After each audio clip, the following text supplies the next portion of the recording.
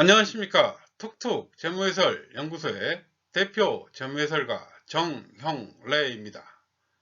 오늘은 주식시장을 긴급 점검해보는 이런 시간을 갖도록 하겠습니다. 최근에 발생한 코로나19 사태로 인해서 전 세계 시장이 폭락을 거듭하고 있습니다.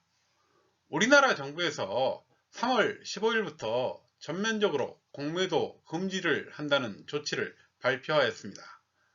오늘은 공매도를 금지하면 주가는 상승할 수 있나요? 라는 주제를 가지고 이야기를 나누어 보도록 하겠습니다.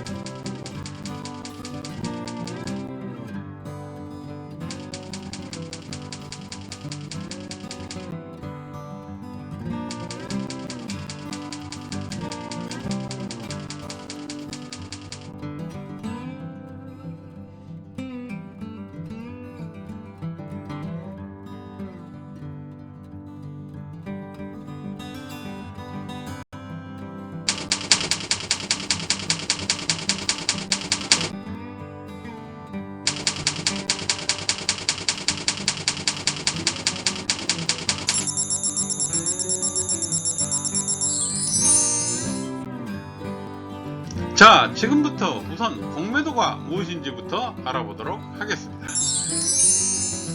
자, 공매도는 주가 하락이 예상되는 종목의 주식을 증권사나 기관 투자가들로부터 빌려서 먼저 판 뒤에 실제로 이제 가격이 내려가면 싼 값에 빌린 주식을 사들여서 되갚는 방식으로 수익을 챙기는 투자 방법이라는 것입니다. 말 그대로 주가가 하락하면 할수록 수익은 점점점 커지는 구조의 투자 방식이다 라고 이렇게 말씀드릴 수 있겠습니다. 자, 지금부터는 공매도 상황을 도식표를 이용해서 이해해보는 이런 시간을 가져보도록 하겠습니다. 자, 공매도는 증권사나 기관 투자가들이 보유한 종목을, 즉 하락이 예상되는 종목을 증권사로부터 빌려서 먼저 파는 방식이라는 것입니다.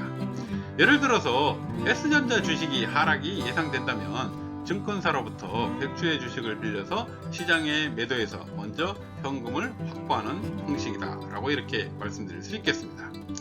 자, 우리가 이제 예상대로 주가가 하락해서 가격이 싸졌다면 증권사로부터 빌린 주식수만큼을 매수해서 빌린 기관에 반환해주면 거래는 완료된다는 것입니다. 우리가 이제 아까 실 S전자 거래 형태에서 보면 S전자 주식의 100주의 주식을 시장에서 매수해서 증권사에 반환하면 거래는 완성되는 형태다라고 이렇게 말씀드릴 수 있겠습니다. 우리가 이제 거래 형태를 최종적으로 정리를 해보면 공매도 당시의 주당 가격이 100만원이고 재매수 시점의 가격이 50만원이 되었다면 공매도 당시 증권사로부터 우리가 100만원에 거래되는 S전자 주식 100주를 팔아 총 1억원의 현금이 확보되는 것입니다. 즉 이제 공매도 당시의 투자 금액이 1억원이라는 의미입니다. 두 번째는 우리가 재매수 시점에 주당 50만원에 거래되는 S전자 주식 100주를 매수해서 증권사에 반환하면 거래는 종료됩니다. 즉 재매수 비용으로 5천만원이 들어갔다는 얘기입니다. 우리가 이제 거래를 최종적으로 정리해보면 공매도 당시에 확보한 현금 1억원 중에 재매수 비용으로 5천만원이 사용되고 현금 5천만원이 남게 되어 차익이 5천만원이 남게 된다는 것입니다. 이 차익이 바로 수익금이 되는 것이고 이런 투자 방식이 바로 공매도 투자 방식이다 라고 이렇게 말씀드릴 수 있겠습니다.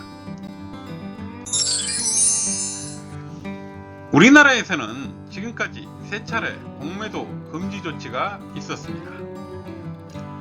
과거 2차례 공매도 금지 조치 당시 주식시장은 어떤 변화가 생겼었는지를 살펴보면 지금의 공매도 금지 조치 이후의 모습을 미리 예상해 볼 수 있을 것입니다. 자, 첫 번째, 2008년도 리먼 사태로 알려진 전 세계 금융위기 당시 10월 1일 날 첫 번째가 시행되었고, 두 번째는 2011년 유럽발 금융위기 당시 8월 1일 날 시행되었습니다. 앞서 보신 것처럼 두 번의 공매도 조치는 전 세계 금융 위기가 닥쳤을 때 시행되었습니다. 하지만 이번 세 번째 공매도 금지 조치는 금융위기가 아닌 전염병 사태로 시행되었다는 것이 매우 특이하다는 것입니다. 과거 사스나 메르스 사태 시 주가 급락에도 공매도 금지 조치는 없었다는 것입니다. 전염병으로 인한 전 세계 시장을 공포로 몰아넣지는 않았다는 것입니다. 하지만 이번 코로나 사태는 예고 없이 급작스럽게 덮친 전례 없는 위기 상황으로 규정할 수 있다는 것입니다. 지금 우리 눈앞에 닥친 코로나19 사태는 진정한 위기라고 인정할 수 있다는 얘기입니다. 문제는 주식시장 안정화 정책으로 정부 차원에서 시행한 공매도 금지 조치가 예상대로 시장을 안정화시킬 수 있는지 하는 이런 의문은 남게 된다는 것입니다.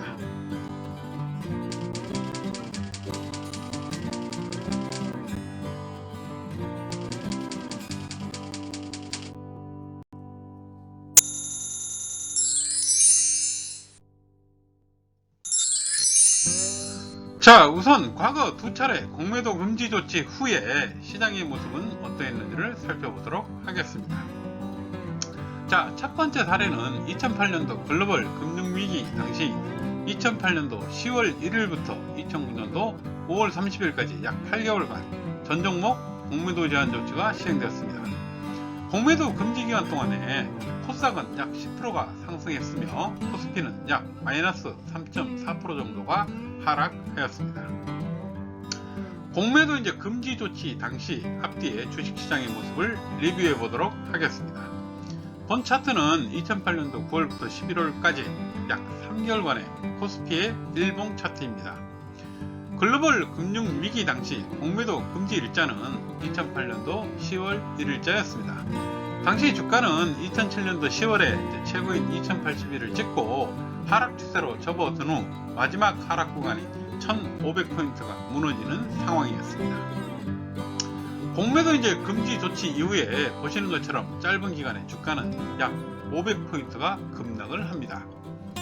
2007년도 10월 27일 날 장중 최저점인 892.16을 찍고 약 5개월 뒤부터 주가는 상승해서 글로벌 금융위기는 극복되는 모습이었습니다. 자, 두 번째 사례는 2011년도 그리스로부터 시작된 유럽발 재정위기는 2011년도 8월 1일부터 2013년도 6월까지 약 2년간 시행된 적이 있었습니다. 2011년도 공매도 금지 기간 동안 코스피는 약 마이너스 12.1%가 하락했고 코스닥은 마이너스 9.9% 정도로 양대 시장 모두가 하락하였습니다. 이 당시 공매도 금지 조치 당시에 2011년도 주식시장을 리뷰해 보도록 하겠습니다. 본 차트는 2011년 5월부터 9월까지 약 5개월간의 코스피의 일봉 차트입니다. 2011년도 유럽발 재정위기 당시에 공매도 금지 일자는 2011년도 8월 1일자였습니다. 당시 주가는 금융위기를 극복하고 상승 후에 약 1년 8개월이 지난 시점에 당시 최고점인 2232포인트를 찍고 조정 중이었습니다. 이 와중에 유럽발 재정위기가 발생해서 순식간에 2100포인트가 무너지는 상황이었습니다. 이렇게 공매도 금지를 한 이후에 보시는 것처럼 주가는 약 520포인트가 추가 하락을 한 후에 2011년 8월 9일 날 장중 최저점인 1684.68포인트를 찍고 약 5개월 뒤부터 주가는 상승해서 글로벌 재정위기는 극복되게 되었습니다.